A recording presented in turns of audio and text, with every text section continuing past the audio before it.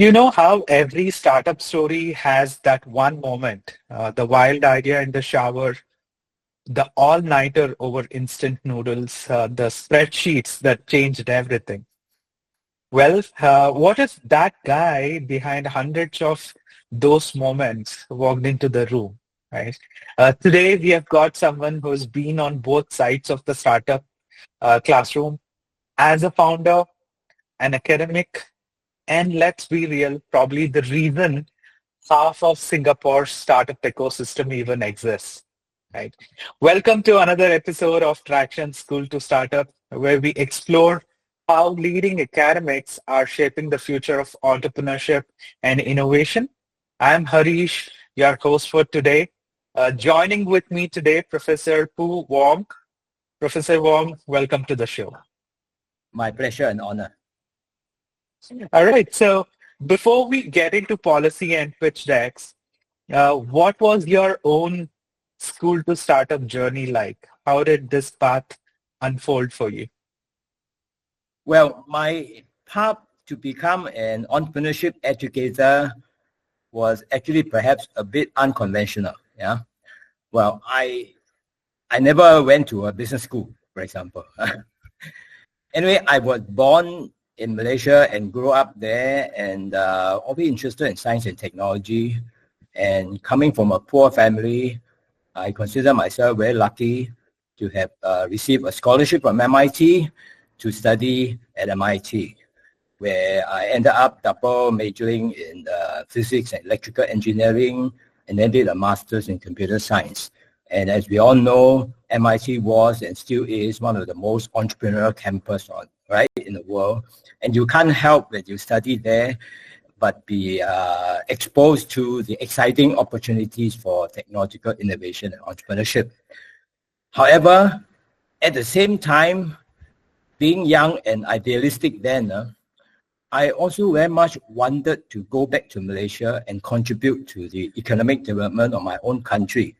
And again, reflecting my own poor background, I felt that, I really do something for, the developing country in general, but Malaysia in particular, my own country.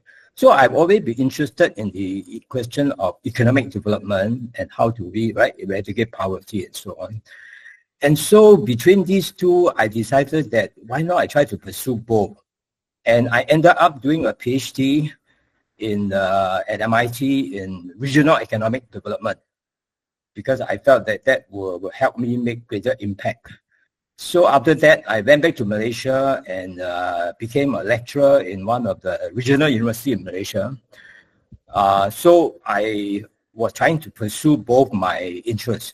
So I actually, while teaching regional development at the university, I actually also started a consulting company to conduct actual development policy study for various government agencies in Malaysia that are involved in urban regional development, so to gain practical understanding and hopefully to make real impact. And at the same time, I also teamed up with a fellow MIT alumni who came back from Malaysia, and we started a tech startup then to try to capitalize on the then emerging PC revolution. This is in the mid-1980s.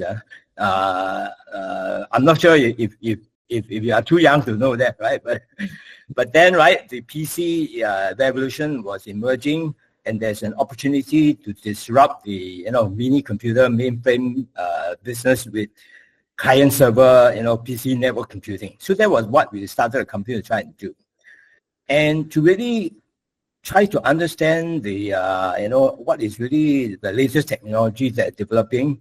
I then actually got myself a Fulbright fellowship to spend 9 months in UC Berkeley, to learn about the latest development of Unix operating system and also the emerging technological innovation. But I also wanted to see how technological innovation can help promote economic development. Yeah. However, after I came back to Malaysia from that wonderful learning experience, after a while I became disillusioned with the whole political system in the country, and also what I see as increasingly non-meritocratic sort of a development in my own university. And then I realized that perhaps Malaysia is not the best place for me to try and make an impact in either of these way, right? And that's when I started to look around where else in Asia I can try and do something a bit more meaningful. And that's how I decided that maybe Singapore, being one of the more sort of well-developed sort of economies and also with a stronger focus in innovation and government willing to try and do new things. And that's how I said, why not I try going to Singapore? And as it happened, there was an opening in the National University of Singapore, NUS Business School. And I applied for a senior lecturer position there, even though I had no business school degree. And I guess I got accepted partly because they were looking for someone who can teach the then emerging topic of entrepreneurship and innovation. And I happened to be the only candidate who actually had some practical experience, having been involved in startup and So in a way, that lucky break gave me a chance to join NUS, and then I started to develop more my research and teaching interest in that area. And with the knowledge gain, I helped the school launch a new master's degree in innovation. And then again, everything is driven by really waves, right? Then by the late 1980s, we have another revolution, the internet revolution, right? And again, the Singapore government, to its credit, was really watching. And then the government said that, hey, maybe the internet revolution could be the chance for Singapore to grow a second wing to the economy. Because the first wing, as you know, right, is really attracting foreign big multinationals to invest and create jobs in Singapore. So now maybe we could create a second wing of technology entrepreneurship. So then the government then asked the university to have a relook at, can we see how the curriculum can be improved, changed to do this? And the then Vice Chancellor then invited me to head up a task force to look into this. And the key recommendation I made then was to introduce a entrepreneurship minor program that is open to all students on campus, not just students in the business school. Because I believe that entrepreneurship is for everyone, whether you're doing arts or you're doing technology. Unfortunately, the NUS Business School was not willing to take this on. In fact, this is common for most business schools. They only want to teach their own business school students. They don't want to teach them. So I then convinced the Vice Chancellor to say, why don't you take my center within the business school and make it into a university level teaching unit so that I can actually do that. So this is actually what happened. And then to further accelerate this shift, we were lucky again to then have a new Vice Chancellor being recruited to the university. He is someone Singaporean, but who had many years of working experience, both as an accomplished academic, but also in corporate world. And being in the US for many years, he understood very well the model of MIT and Stanford, right? That you are not just excellent in research, but also in commercializing technology. So when he took on the job, he said, I want to make NUS a new mission to become like Stanford or MIT, right?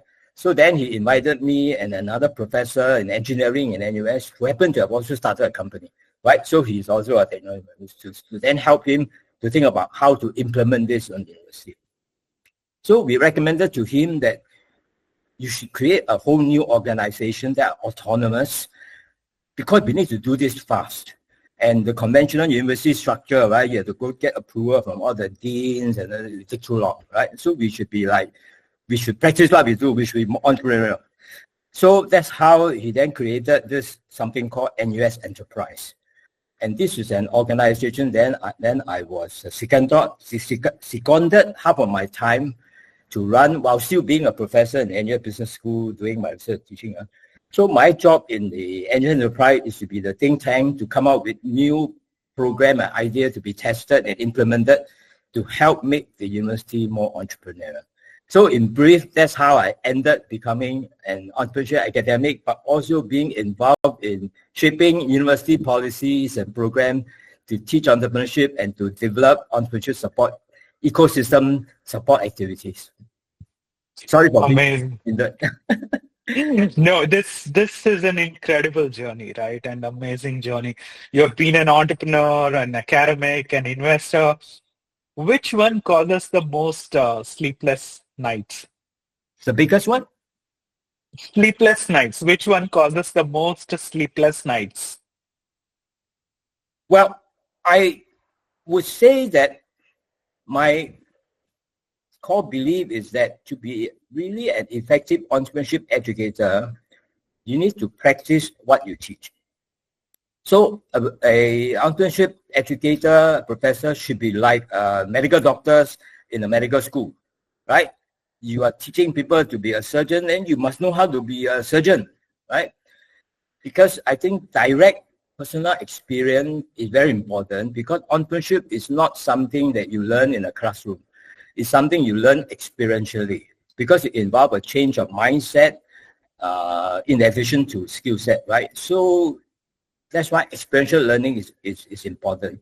And that's why I continue to make sure that during the 20 years when I was involved in enterprise, I involved in the various practices of entrepreneurship. So I became an angel investor myself. I became a limited partner of venture capital fund to understand how the other side look at the startup and so on, so that I can better advise how the startup should pitch to the investor. So I think the ability to sort of be engaged in both practice and teaching is important, and also it will lead you to do more impactful research, including relevant policy research that actually inform government to change different policy. So I would say all three are important. Your actual practice, the translating into more impactful pedagogy for teaching, and also doing more impactful applied research that actually translate, right, your understanding to actual policy that impact changes. Yeah. Great.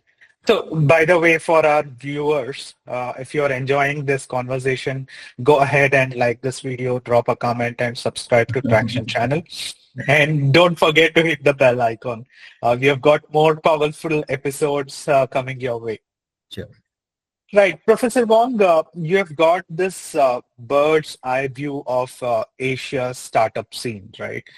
What trends should students be paying attention to right now? Well, to begin with, I think students must see where the market opportunities are going. And so, I mean, as an entrepreneur, you should go for where the market opportunities are. So, for example, when NUS Enterprise was first set up, that was in the early 2000, and then there was the internet, e-commerce, all these opportunities are growing up. And then we say that Singapore was too small a market, and most of the validation market. So we must get our students to get out of Singapore, to learn what is happening in Silicon Valley, to learn what is happening in Beijing, in Shanghai, in Munich, so that you can see what the global opportunities are, and therefore you can then try to develop something that can sell not just in your small market in your own country, but can be scaled up, right? So I think this globalization opportunity is still important, but of course, with the current geopolitical situation, I would say that now they're beginning a divergence of opportunity between the advanced Western country market and the emerging market, or what I call the global South. So I think one of the things the students need to think about is that, do I want to focus on the innovation opportunities in the global South or in the advanced country? Yeah. But if I may go back to what I was saying, so in order for our students to learn experientially what is it like happening around the world, and also mind you that we also want to inculcate in the student the recognition that competition is global, right? Even if you are just starting your business in your own country, there will be startups from outside with better segment that come in, so you must learn how to compete globally. So recognizing where global competition is coming from and recognizing global market opportunity. So that's why we started an experiential learning program called NUS Overseas Colleges Program the basic idea is that we send our student to work as a full-time intern for up to 1 year in an early stage tech startup company in one of these growing regions in the world, whether it's Silicon Valley, Shanghai, Beijing, Stockholm, or whatever. Yeah, and the student, by working in an actual startup, they learn firsthand from the tech entrepreneur what it takes to be an entrepreneur. So that's experiential learning. So I would say, if you're a student, you may want to look at some kind of experiential learning opportunity in a market that you're not familiar with, but you think have growth opportunity. So if you're an Indian student, maybe you want to think about, maybe Southeast Asia in addition to your Indian market, or if you are a Singaporean student, you should go to, China, go to, maybe even India, go to Africa, right? To where you get exposed to the opportunity. So I feel that that's one important thing that students might be aware of. And I believe that increasingly the innovation opportunities where, especially if you are a student from the global south, that you probably have a better basis to understand it than a tech entrepreneur from Silicon Valley, because they understand deeply the problem there, but you from the global south, you understand it more, right? So for example, one of the key differences is that in the global south, although the middle class is rapidly growing, but the majority of the population is still of a lower income. And so getting your innovation to be affordable, cost innovation is actually more important than in the advanced country. And also you need to have your innovation that work in an environment where the infrastructure may not be perfect, right? And so, adapting it to this kind of market is something that you probably need to sort of learn firsthand, how to adapt the innovation. So localization, regionalization, and also understanding cultural differences and how to adapt your solution to fit the local norm. For example, a Muslim population may have certain sensitivity to certain kind of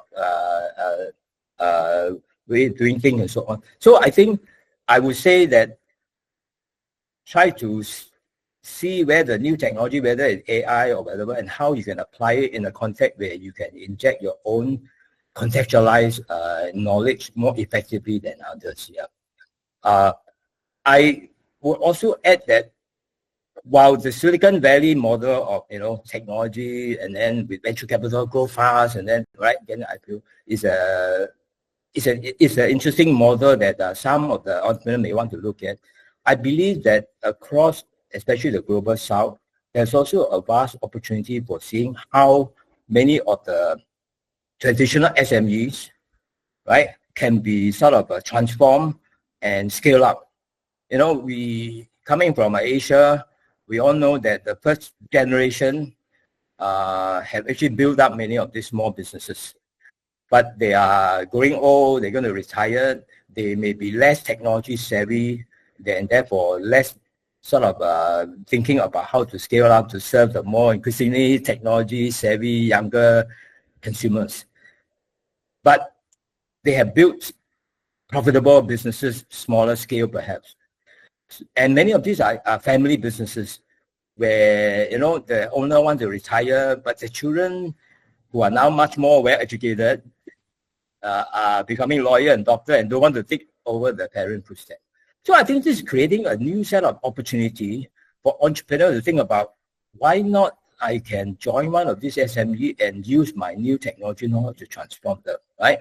Now, in the Western, if you have followed what happened in the Harvard Business School and Stanford over the last 5-10 years, there's a big growing interest in what is called ETA, entrepreneurship through acquisition, right? Instead of starting a brand new company, you identify an existing already profitable business with customer and see how you can inject your new technology, your AI and whatever to help transform it, right? So I think that this form of opportunity of a new generation of student entrepreneurs who use their new technology savviness, their AI or whatever, then go into existing businesses to help them transform, I think could also be an important form of entrepreneurship that and the financing mechanism and all that will be different, right, than the traditional Silicon Valley model. So I would think that that is something that I would like to sort of encourage young student entrepreneurs to look at. And if you are a more mature student, let's say you are a mid-career manager professional, you go back and do your MBA or EMBA, I think you must also rethink that maybe not just the Silicon Valley route of starting a company, because you have worked in industry 5-10 years, you got some industry knowledge and so on. And you could actually, again, right, join some of these SME and help them grow. But then there's a problem that they cannot pay your high salary that you get for about your in Google and so on, right? So that's why there's this emerging phenomenon called fractional CXO, right? Where, you know, I mean, you are a very well-known digital marketer, right? You don't need to work full-time for one of these smaller companies. It could be a startup as well.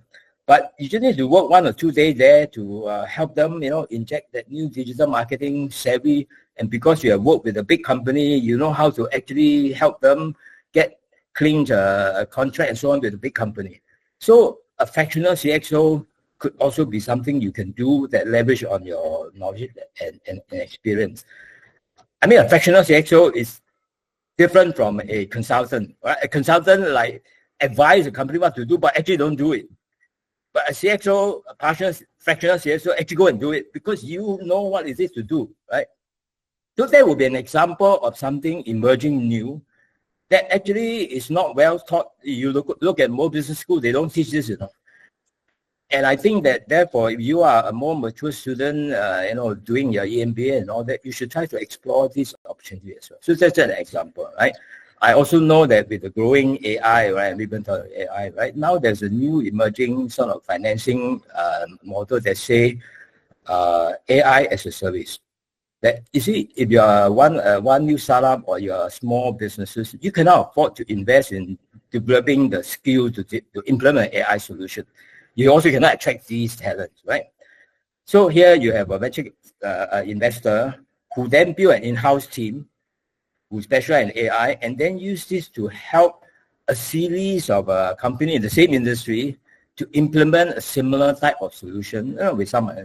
So that would be a form of new financing that come with the talent and allow you to scale faster and reduce your cost to hire your own, you know. So, I mean, I'm just giving some example where these are some of the new trends that you can see emerging. And in fact, I would have to frankly say that very often the business school are actually behind the actual world of entrepreneurial practice. So therefore, we actually, if you are a student, you want to look out for these courses. If not, go and you know, get your school to say, hey, why don't you introduce more of these courses? And of course, the faculty member must also recognize that these are the new contexts that we should develop teaching cases. We should develop teaching material to help the student to learn to explore these new opportunities. Amazing. Very interesting when you're talking about introducing this to the course. I see you have introduced the NUS Overseas College Program, which some people call the Startup Navy SEALs training. So what sparked that idea and how has it evolved over the years? Well, it sparked, as I mentioned, that when our president asked us to do something, you know, impactful that help the university to become more entrepreneurial. And we say that, look, Singapore, this was in the early 2000s, right? We are not like Silicon Valley. You know, if you go to Stanford, I mean, the whole environment is also entrepreneurial, right? But in Singapore, there are not that many exciting tech startups in Singapore that the student can go and work as intern to learn from. And that's why we say if you really want to inject that entrepreneurial mindset, you have to send them to where the entrepreneurial hotspot was during that day. And that was in Silicon Valley, right? And also in Shanghai, China, and so on. So that's how we say we should go. And we also say that Singapore is too small a market. You might want to go to where the huge markets are and understand, right, the consumer and that's why going there. And we also recognize that, so, I mean, as an entrepreneurship researcher, we all know the importance of social capital. In fact, social capital is very often more important than financial capital. Social capital refers to who you know and who knows you, right? And who trusts you, that will help you to sort of get things done, right? You leverage this social network. So learning how to build and leverage social network is very important. And so in each of these programs, we say, well, having the student to actually work there for a whole year, they will be able to develop a lot of network on themselves. But to further facilitate that, we say we want our students to also take 1 or 2 courses in entrepreneurship in a partner university in that location, so that they can sit in the same classroom with the local students. So for example, in Silicon Valley, we got them to be able to take a couple of entrepreneurship classes at Stanford. So they were sitting in the same classroom as some of the Stanford own students. And many of these Stanford students, right, will go on to become entrepreneurs and so on. And that social network connection is very important, especially if our entrepreneurs want to sort of build startup that will eventually go to US or even co-found them. Or they may start a company and say, hey, you are from Asia, from Singapore, I want to expand to Asia. You can be my partner to help me grow from it, right? That is the kind of thing we want to build. So that's why from day one, we insist that the program will have not just an internship learning component, but also a classroom learning in the local university for them to develop this social network with the local entrepreneurs. So like, for example, in Beijing, I managed to get Tsinghua, right, the top university, and in Munich, we got Technical University Munich, TUM, which is the lead, right? So the idea is that they build this strong network. We also want to make sure that when the student, after they go on this program, they develop this mindset, they get excited, but they come back, we must provide a sort of means for them to develop their ideas and all that. That's why shortly after we launched the NUSOC Colleges program, we also established an incubator and a seed fund in the university. In case the student come back with a startup idea, we can then provide them with some seed funding to help them, develop it, and we provide incubation space for them to do this. We even created a whole new. This was actually not easy to get the community university to create a whole new student dormitory to house only the students who come back from this program. The students come back from Beijing, from Silicon Valley, so that they internally meet with other students with entrepreneurial ideas, so they spark more ideas. So we want to make sure that they come back, there's an environment to help support them to grow. So it's not just, you learn this and you come back, you're on your own, right? So the seed funding, I think, was kind of important because at that time, when we first started in year 2000, and even by the mid and late 2000, there isn't that many angel investors and venture capitalists, and Singapore has not produced that many of this, right? Unicorn startup yet. So it's very hard to convince outside investors to invest initially. That's why NUS having our own seed funding was kind of important. To get them through that first stage validation. Yeah. And I myself, when we started meeting to actually get into that, I actually, as I mentioned, then I got involved with angel investing. I created the first angel investor network in Singapore, and that's how I bring some of these angel investors to come and take a look at NUS startup. I even wrote a policy brief to convince the government to actually introduce a matching grant scheme, a matching investment scheme, not grant. Yeah. So the idea is that to encourage more angel investors, especially in new startup, right? The government will do a one-to-one matching of what the investor put in, up to a maximum of 250,000 Sing dollar, right? And they invest on the same term as the angel investor, because the angel investor put their own mouth where the money is. And you are a government agency, you are not in the business of picking winner, right? Because you don't do that. So you rely on the angel investor to put money, but you co-invest on the same term. So the angel investor work out the angel investment term and so on. Okay. So that actually helped stimulated the growth of the angel investment community, that then helped support some of these startups that are emerging. And in fact, to make sure that I learn the latest and the art of doing some of the angel investing myself, I actually spent 6 months in Silicon Valley. I was supposedly on sabbatical at Stanford, but actually half my time I actually spent trying to actually go to all the angel investment events. I follow some of the experienced angel investors, and I learned from them firsthand, both their the direct experience and advice on, what to do and what not to do and what are the best practice and so on. So that when we bring back, we also, through the Business Angel Network, we also conduct training for some of the new angel investors. Asia had a lot of rich people, but many of them had no experience doing this. So getting some of them to actually learn through this and having somebody Silicon Valley, right? I even bring some of the experienced angel investors from Silicon Valley to try and conduct this training. It actually helped stimulate this. I guess the whole point is that you must look at supporting entrepreneurship as a whole ecosystem building, right? You cannot say, okay, here we build the mindset, but then there are other gaps. Okay, they need early stage angel investing, so there is it. Okay, they need an environment where they can bounce ideas off other fellow students. So we created incubator, we created a student dormitory to hothouse them, right? And then only at the latest stages that when this early pipeline comes up, then the venture industry with the support of government start to grow. Yeah. So I think having a vision, but a long-term strategy to see how this whole system is built up is very important instead of just doing one thing. So the advantage for the Angel Enterprise being created as an autonomous unit is that we were able to do all these things fast, and we were able to integrate them so that, the coordination does not become an issue or problem. Interesting. I think Tracxn rightly fits here. When you talk about the investors, we track somewhere around 200,000 plus investors across the globe, including angel investors, VCs, PEs, and single family offices.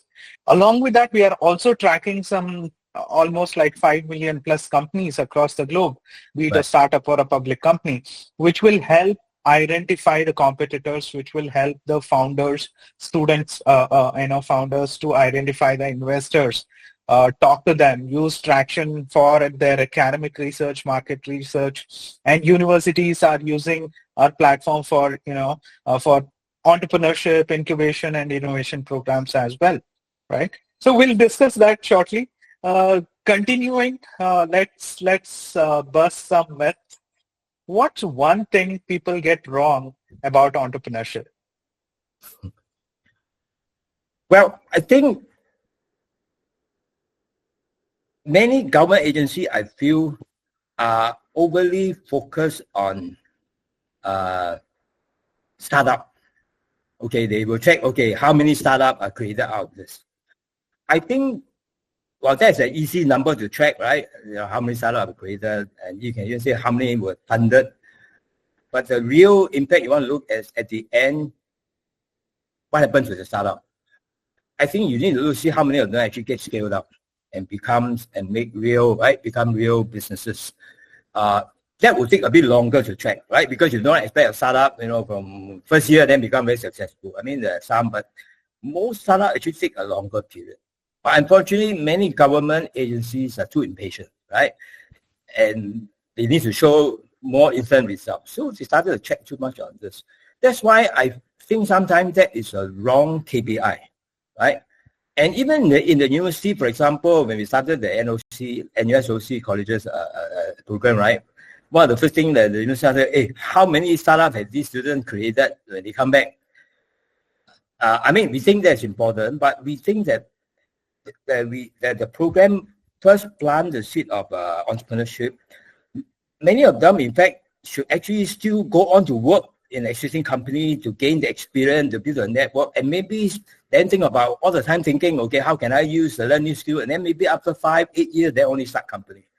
And then they may become even more effective, right? Because they got industry contact and they have some saving, they build up network. So rather than instead of once you come back, you want to start company. So therefore, if we were being tracked from day one, how many immediately when they come back start companies, that would have been sort of a, I won't say wrong, but that will only be one of the KPI. That we should take a longer time frame, be more patient. We were lucky that we had a president that time when he endorsed this program.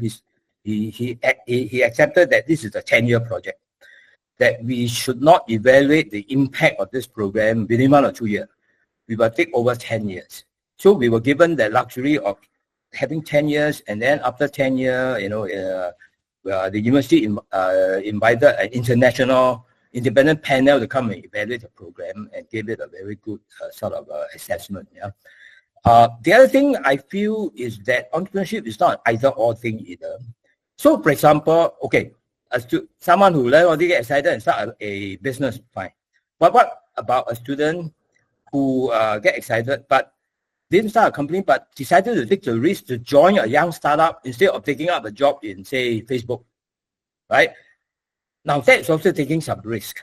The fact that he chose to join an early startup and hopefully with some stock option, and hopefully if the company do well, they can move up much faster than, in a big company like Facebook where you may take 10, 15 years because you rise up, right?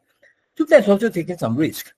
And so we must also recognize that this whole range of entrepreneurial sort of behavior that you want to encourage. You want to encourage students to go away from going for safe but boring job, right? But maybe a job that may be a bit challenging, but risky, but you learn more. So I think that we should recognize, and I would even say that even if you to join a large company, we also want to ask what kind of job, what kind of role does the student play. So this is the whole thing about entrepreneurship, right?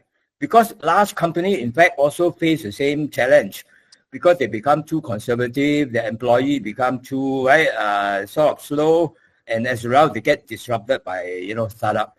And so they need to hire more entrepreneur-minded people who become entrepreneur, who try to run things and so on.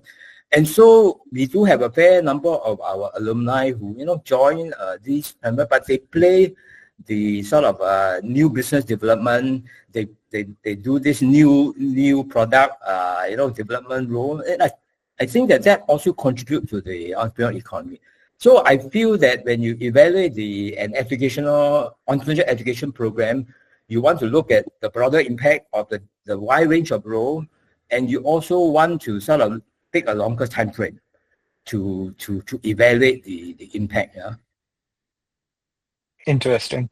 And while we are talking about building things that matter, you also helped launch one of the Asia's biggest social entrepreneurship competitions, right?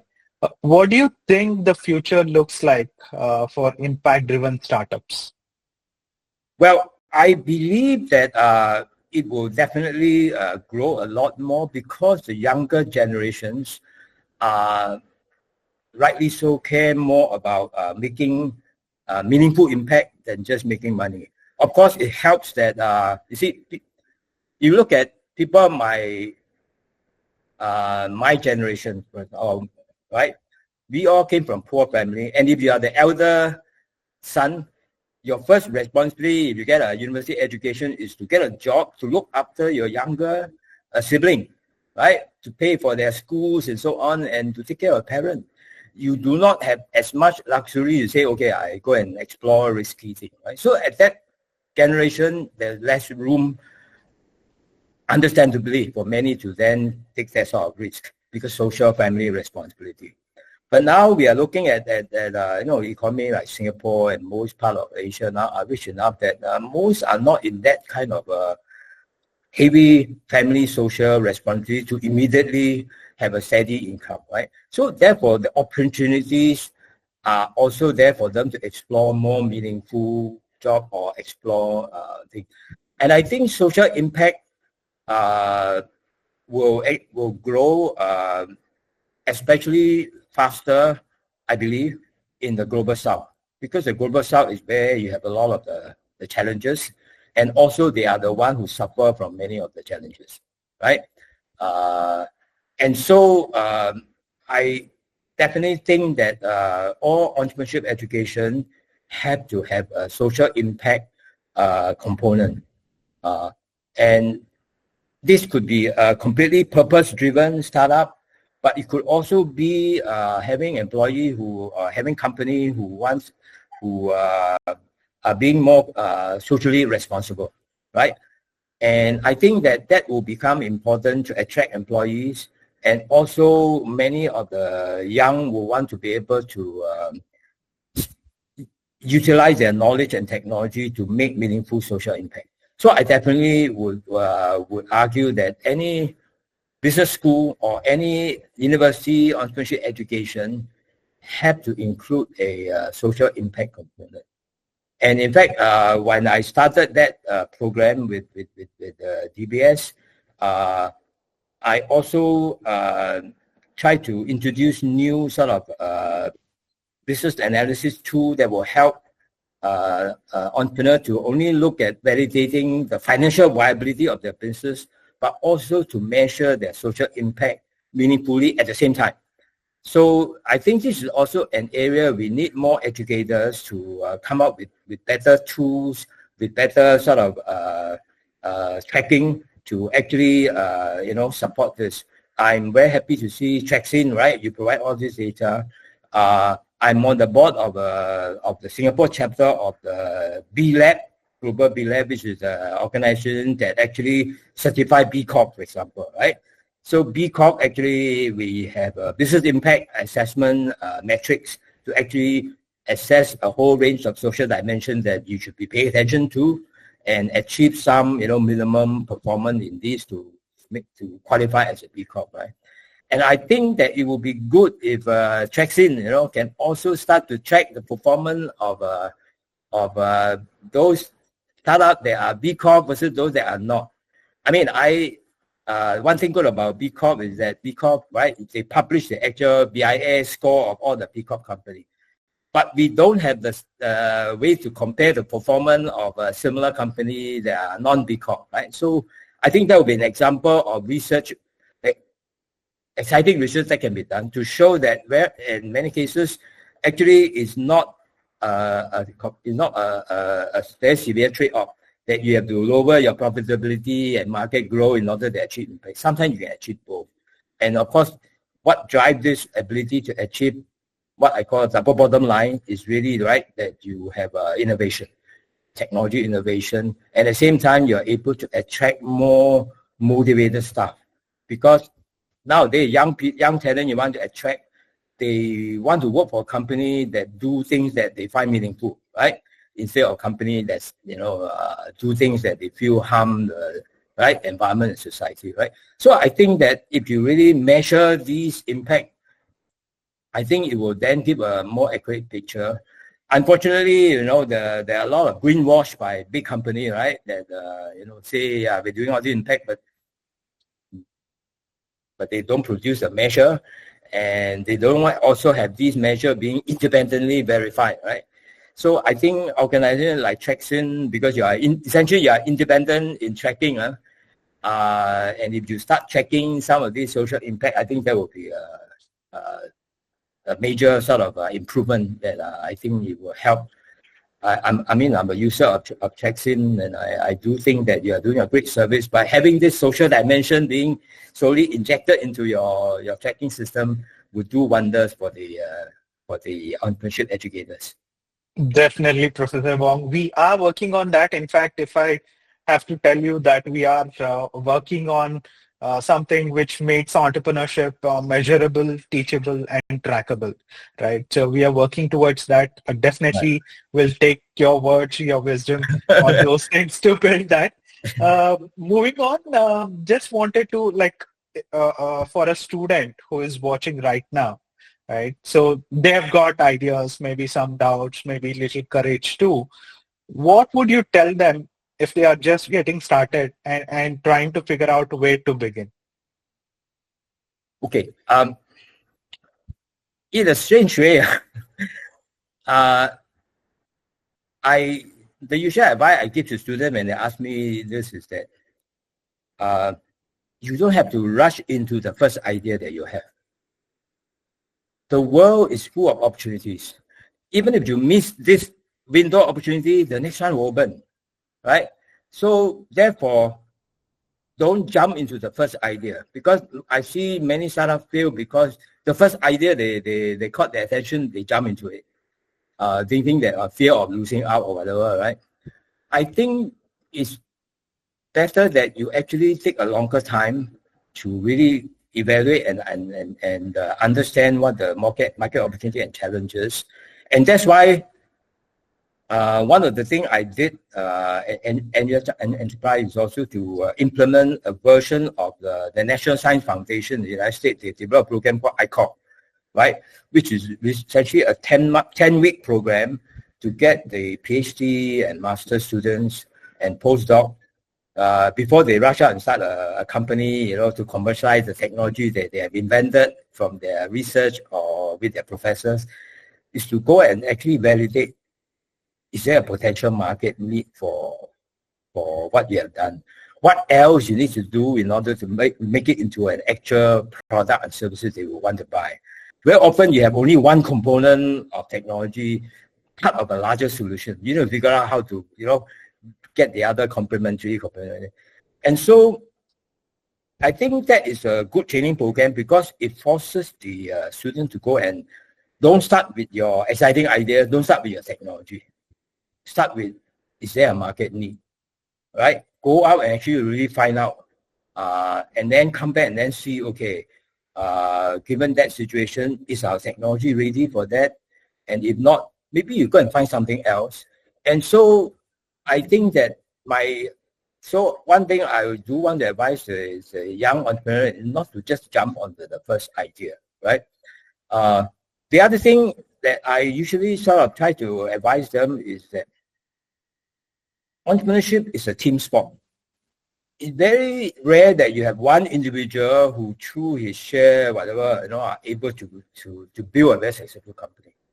You need to actually build a team of people with complementary skills to you.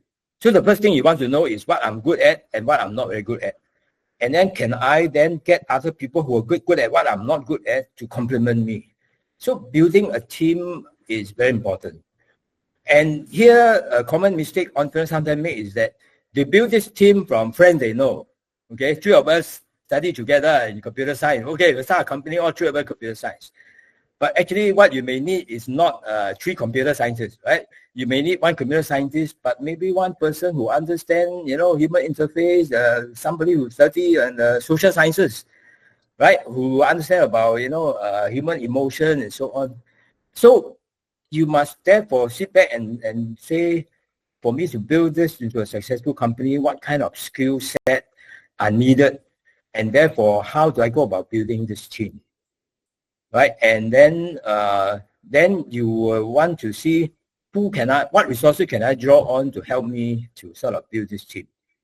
Usually, this is where you want to surround yourself with some mentor advisor who can connect you with others and who can advise you on what skills that you need.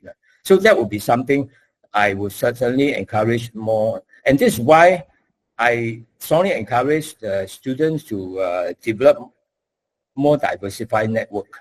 So if you are a computer engineer, don't just interact with only computer engineer, right? Try to interact with students from other backgrounds, and also try to interact with people from other countries, with other nationality who may understand different market condition needs and so on. And having this more diverse social network, the social capital, is now, I believe, even more important in the age of AI, right? Because in AI, you can only excel if you have got this contextualized knowledge and also social trust that will enable you to get things done that the AI cannot do. AI lacks this contextualized knowledge, and AI won't be able to help give you the kind of trust that only a human interaction can help create. And so developing social skill, I believe, is going to be of growing importance. And if you are going after the the global South market, developing social skills across the different major, social economic group and society in the emerging market is going to be important. So if you are Indian, if you have a Chinese good connection, you are much better to be able to expand to China than just an Indian, and vice versa, right? I think one advantage of Singapore is that we are a multiracial society. And so sometimes I just say that we have the advantage of students having grown up being culturally sensitive to different culture, right? And so that gives us an edge. Versus say, China has huge talent, but China is still a more monolithic culture. For them to be able to do well outside China, they also need to understand how to do business in Southeast Asia, in Vietnam, Thailand, and so on. Whereas those of us from ASEAN countries, we are more sensitized to this.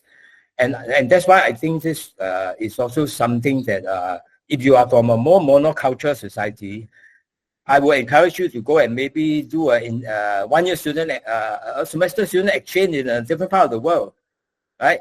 Or even go and, study in a university in a different country, for you to develop that kind of cross-cultural sort of knowledge and sensitivity. Interesting. And lastly, where can people go to learn more about your work, your research, or anything exciting projects that you're working on next? Well, actually, I am happily retired since 2022, right? When I was 70, I'm 73 now, yeah. So I still continue to do some research, but to me, I feel that the most impactful work is really trying to pass on whatever little experience I have to the younger colleagues. And also, I believe that as I mentioned before, it is in these new emerging areas that, right, like I mentioned, that where the biggest research impact can be made. I mean, so for example, most young academic scholar, right, it is a safer bet for them to do research, what I call refinement research into a well-established area where data and methodology are more available. See, if you're trying to study an emerging phenomenon like, say, ETA, for example, right? In say, in Malaysia or in your country, there are very few cases. So you cannot build a large database with 10-year record to validate and all that, right? But by doing this, so this kind of research may be more risky, but it's likely to be more impactful. So in a way, it's like, just like in the entrepreneurial world, right? I mean, if you want to compete in a well-established market, the risk is less, but it's red ocean, and therefore, right, your ability to really make, do exceptionally well will be limited. Whereas if you take on a completely blue ocean market, and in this case, you do research in an area that very little research, your impact may be bigger.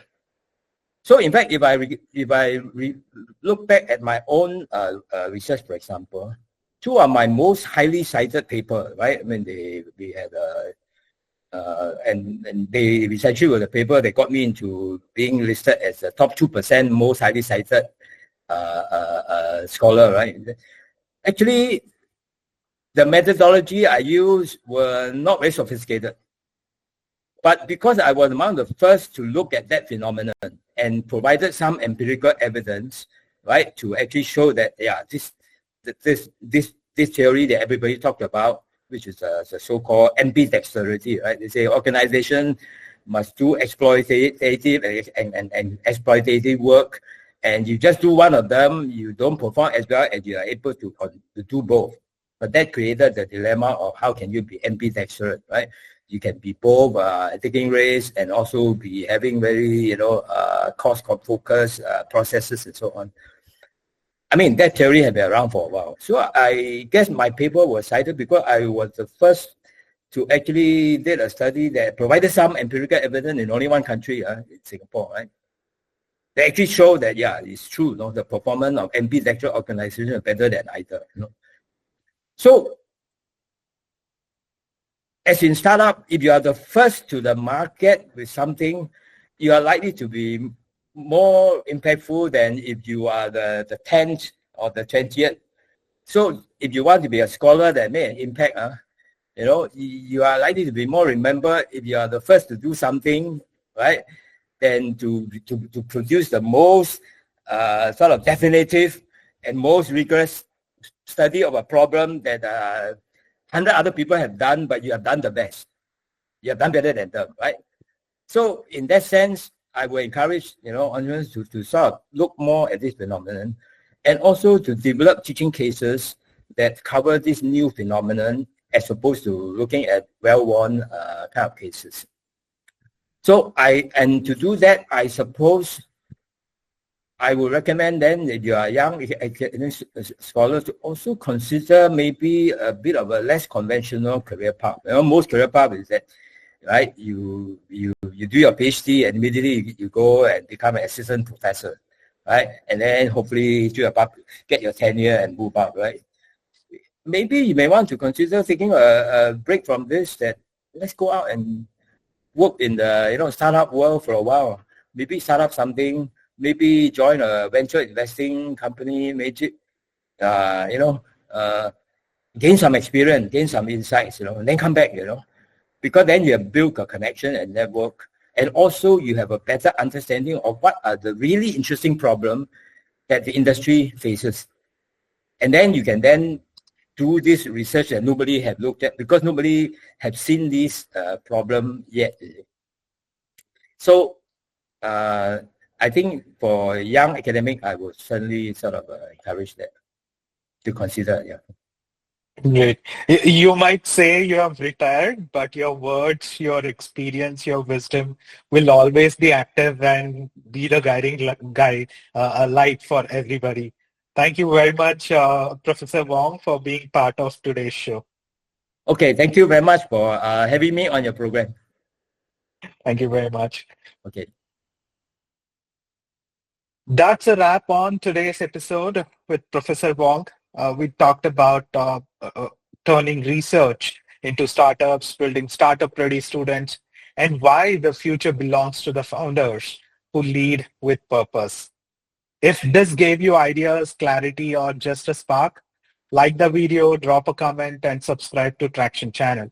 And hey, don't forget to hit the bell icon so you never miss what's coming next on Tracxn's School to Startup. Bye-bye.